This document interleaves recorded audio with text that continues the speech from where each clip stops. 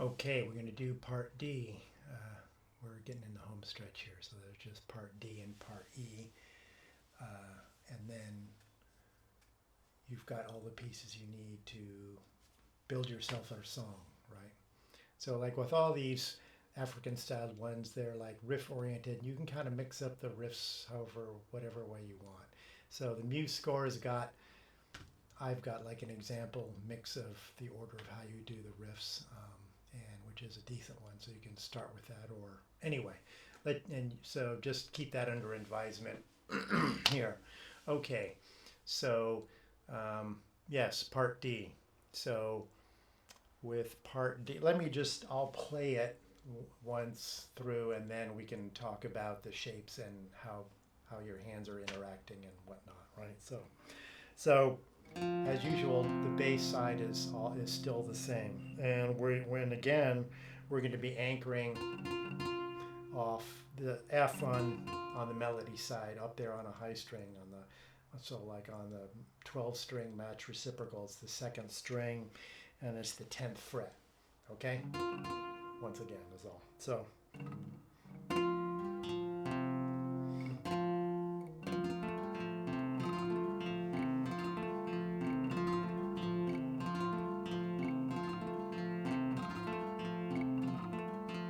Okay, so that's part A. So a good way to practice all these is to just do like part A and get yourself in the sync, and then launch into whatever later section you want to do, right? So we're going to do D here.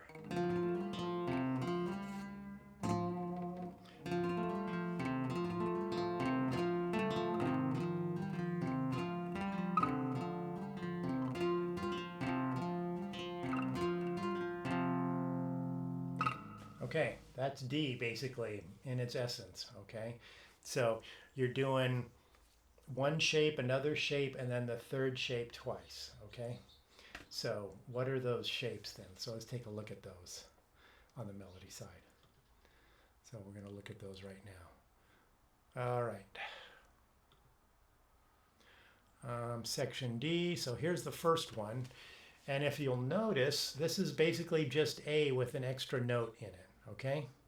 So we're on part A. So we're leading with the F first finger, A third finger. Okay, that's important. And then E flat is the extra note from before, and that's going to be your second finger, right? So you want to have your second finger be your second note be your third finger, and then the third note is your second finger, because that's going to be, your hand is going to be comfortable doing that, right? Okay, that motion. So those shapes are important for this particular, or those fingerings are particularly important for this shape. So, okay, so that is, so here it is.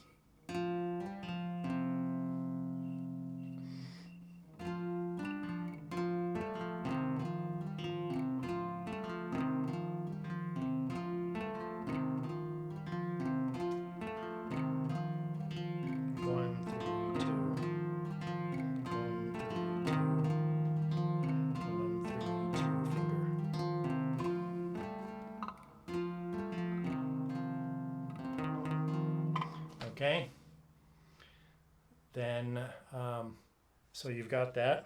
So how does that sound with the other ones? And your F.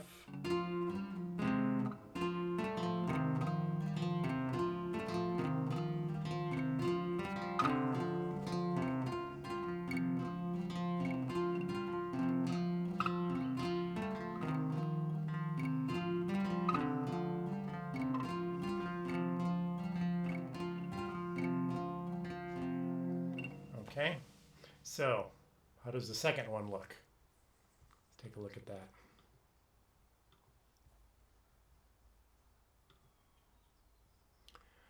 All right.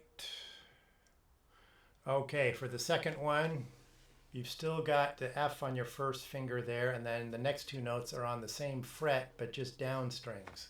So you've got F and then G, which is down two strings, and then D, which is down the third string. So you're gonna, and the order there is like you see in the shapes: first, second, third, as you move down the strings along the same fret, okay? So.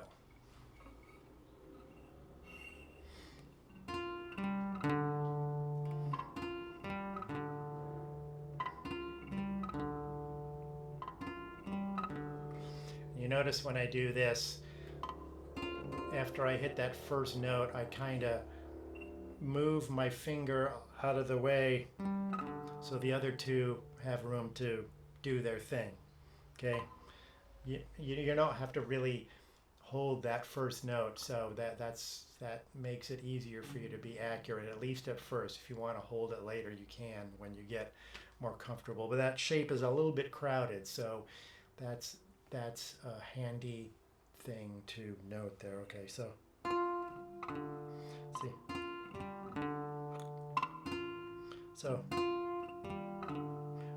when I go to that second note, I'm kind of rotating my hand and getting that first finger out of the way a little bit, right? So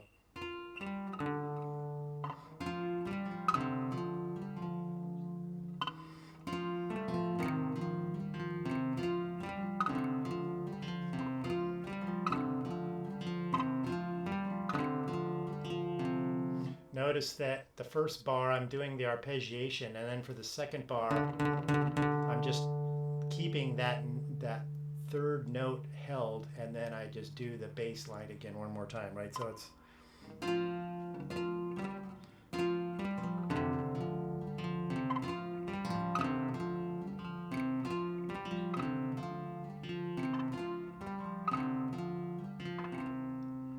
okay. So how's the interplay in those notes going? So it's going.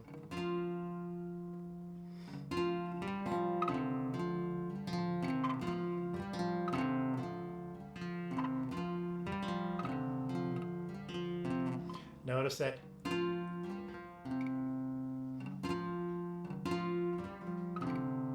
so the first two notes on the melody side and the first two notes on the bass side are hitting at the same time, right?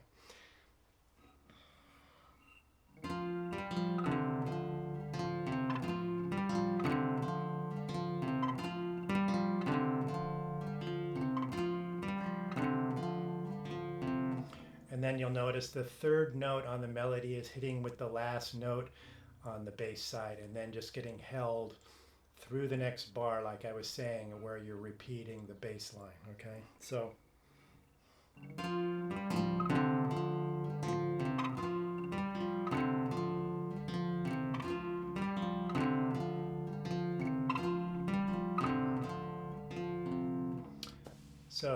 that there is the interplay between the two sides and all the patterns in D. So the first one, it's the same way, right?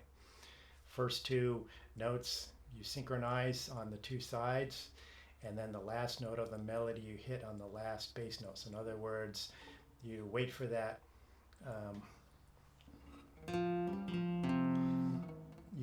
you pause a note and then wait to hit that last note with the melody on the bass, okay?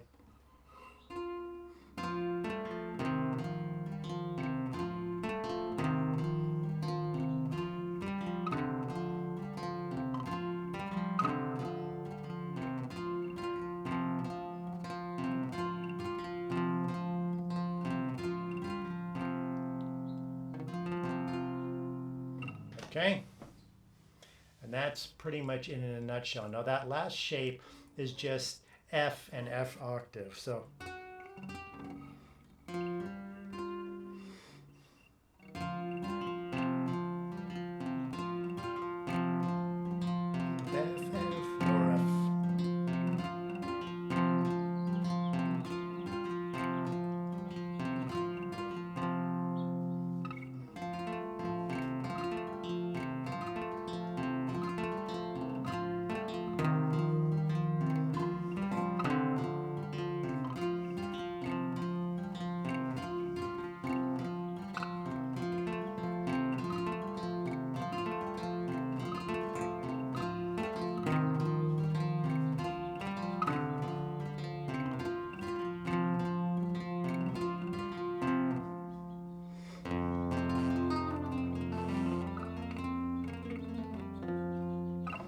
okay, that's part D.